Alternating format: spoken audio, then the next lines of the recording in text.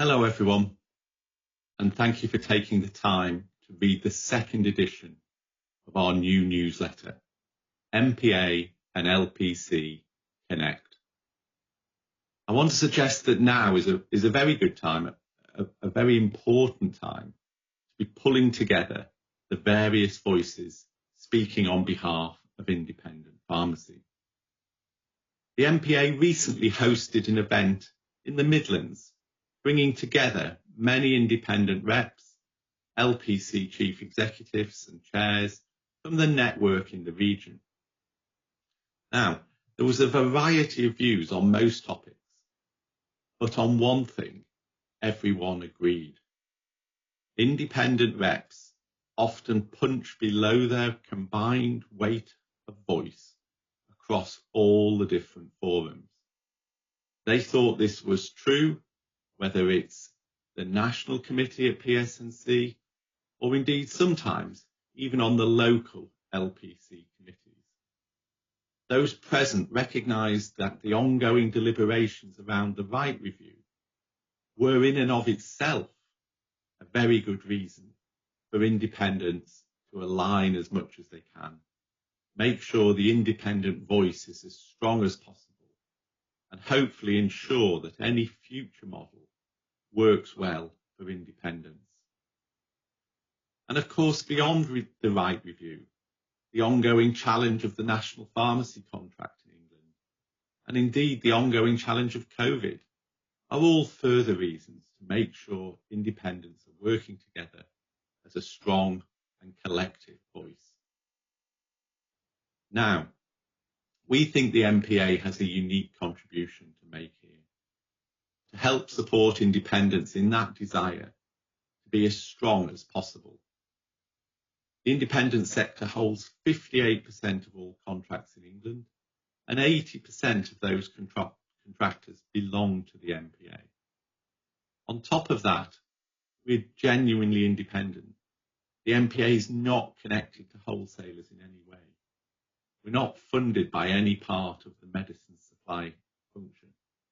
In fact, we often find ourselves having to vigorously represent our members' interests in discussions with wholesalers and other parties. We think it's vital that a collective voice for independence is free from influence by the wholesalers, or indeed any other part of the supply chain. So what are we trying to achieve with this Connect initiative? Well, we're trying to help build that strong, connected and collective voice. To help do that, we've created a monthly newsletter. This is a roundup of what we're working on that's relevant to local reps. Please encourage your colleagues to sign up via the link in this edition.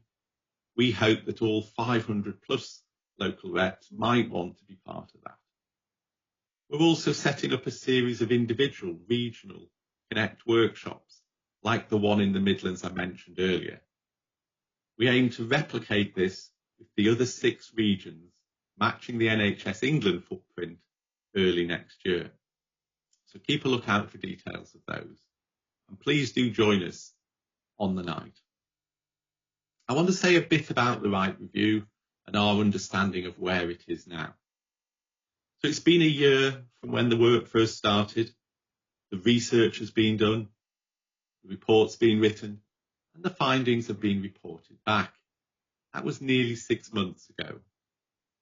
There's been a period of reflection over the summer for everyone to consider the recommendations from David Wright and his team. And it seems there was no appetite to adopt these recommendations wholesale. And so PSNC have formed a review steering group to take this forward. At this point in time, we don't know any more about which recommendations will survive, what will be jettisoned, and what will ultimately emerge as a proposal. Everyone is agreed, I think, that contractors must make the final decision on whether something is acceptable. So recently, the 13 independent reps on the PSNC committee, along with the 2 NPA elected reps, have voted to elect 4 independent representatives to the review steering group to work on behalf of all independents. The other two major employer bodies, CCA and AIM, have been able to choose representatives in their own right. The independent reps have chosen 4 people. They're David Broom, Mark Burden, Mike Hewitson, and Aneek Kapoor.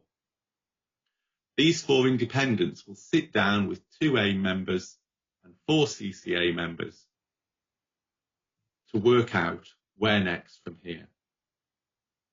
Whatever happens next, we think transparency and accountability are going to be key from here on. We know those 4 reps are keen to engage widely with the independent sector, to consult them on their views and to listen to their feedback. The NPA will help support those reps in their mission in any way we can. It's vital that whatever emerges has the widest support possible across the sector.